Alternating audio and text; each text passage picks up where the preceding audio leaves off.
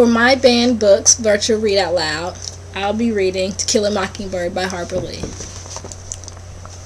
I looked behind me. To the left of the brown door was a long shuttered window. I walked to it, stood in front of it, and turned around. In daylight, I thought you could see to the post office corner. Daylight, in my mind, the night faded. It was daytime and the neighborhood was busy. Miss Stephanie Crawford crossed the street to tell the latest to Miss Rachel. Miss Mattie bent over her azaleas. It was summertime, and two children scampered down the sidewalk toward a man approaching in the distance. The man waved, and the children raced each other to him. It was still summertime, and the children came closer. A boy trudged behind the sidewalk, dragging a fishing pole behind him. A man stood waiting with his hands on his hips.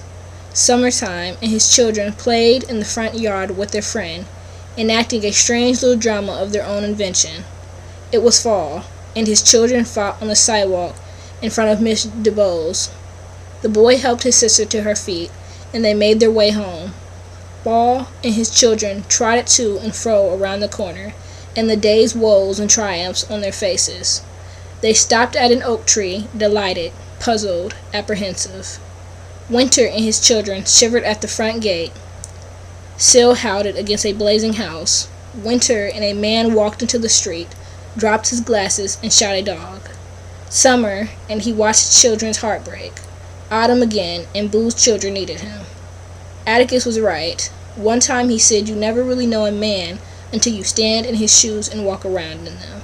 Just standing on the Radley porch was enough. The street lights were fuzzy with the fine rain that was falling. As I made my way home, I felt very old. But when I looked at the tip of my nose, I could see fine misty beads.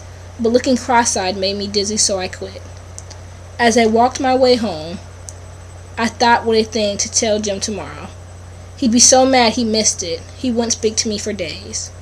As I made my way home, I thought Jim and I would get grown, but there wasn't much else left for us to learn, except possibly algebra.